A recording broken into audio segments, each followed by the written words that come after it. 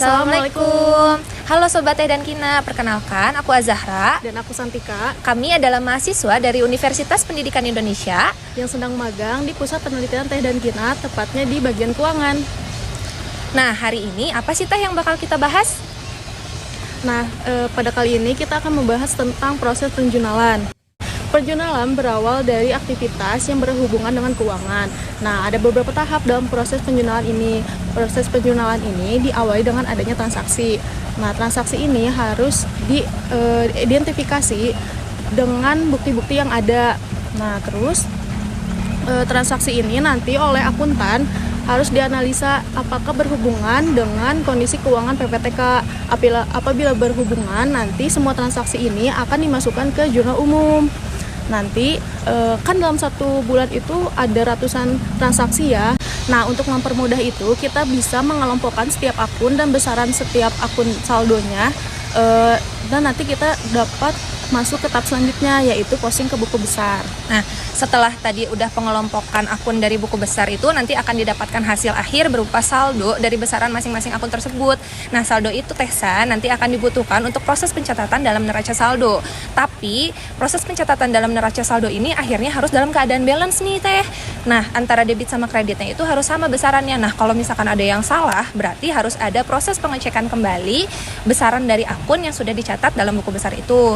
Nah, kemudian setelah proses pencatatan di neraca saldo, bagian keuangan ini diharuskan untuk setiap bulannya membuat laporan yang disebut dengan laporan manajemen. Biasanya kan kita kenal sama laporan keuangan ya Teh. Ya. Nah, tapi untuk kasus ini laporan keuangan itu hanya dibuat oleh pihak pusat atau holding. Sedangkan untuk pihak afiliasi seperti kita, PPTK, Pusat Penelitian Teh dan Kina yang ada di Gambung ini disebut dengan laporan manajemen.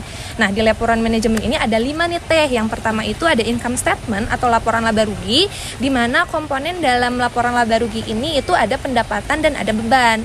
Nah, kalau misalkan pendapatannya itu lebih besar daripada beban, maka perusahaan akan mendapatkan laba. Sedangkan jika pendapatannya lebih kecil dari beban itu, maka akan mendapatkan rugi. Terus yang kedua itu ada statement of financial position atau yang disebut dengan neraca. Nah, neraca ini isinya untuk menggambarkan posisi aktiva dan pasiva. Ada 2 jenisnya Teh. Yang pertama itu ada skontro dan ada stafel. Kalau misalkan yang skontro itu bentuknya secara vertikal. Aktiva ada di sebelah atas dan pasiva ada di sebelah bawah. Sedangkan kalau untuk bentuknya stafel itu ada di kanan dan di kiri atau berbentuknya horizontal. Terus yang ketiga itu ada statement of changing in equity atau laporan perubahan modal. Nah, komponen dalam laporan perubahan modal ini itu ada 3 Teh. Yang pertama itu modal awal.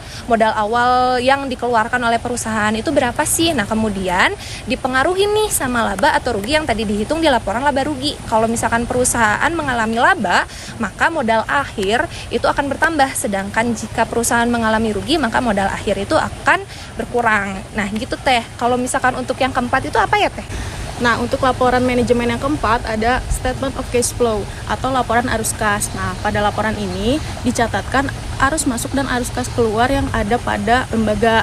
Nah, arus kas masuk ini apa saja sih pendapatan dan pinjaman yang didapatkan oleh lembaga. Sedangkan arus kas keluar yaitu mencatat semua pengeluaran atau biaya dan beban yang dikeluarkan oleh pihak lembaga. Laporan yang kelima yaitu not to financial statement atau catatan atas laporan keuangan. Nah, pada laporan ini menjelaskan secara rinci dari laporan manajemen 4 yang sebelumnya nih Teh. Nah, itu tuh gunanya untuk memahami secara menyeluruh bagaimana sih pengelolaan dana yang dilakukan oleh lembaga. Oh, gitu. Nih Teh, aku mau ngasih info ya. Kalau misalkan pada PPTK ini, sistem pencatatannya itu menggunakan perpetual, di mana setiap transaksi yang berkaitan sama penjualan atau pembelian itu dicatat secara langsung di akun persediaan. Nah, hal ini itu berkaitan sama PPTK yang merupakan lembaga dengan 2 jenis usaha nih Teh. Itu ada usaha jasa dan ada usaha produksi. Kalau contoh dari usaha produksinya ini itu ada teh hitam, ada teh putih, dan ada teh hijau. Sedangkan kalau untuk usaha jasanya itu ada agrowisata nih Teh gitu. Nah, mungkin kayaknya cuma segitu dulu ya Teh yang bisa kita bahas ya. Itulah penjelasan secara singkat mengenai penjurnalan di PPTK Gambung. Terima kasih, sampai jumpa lagi.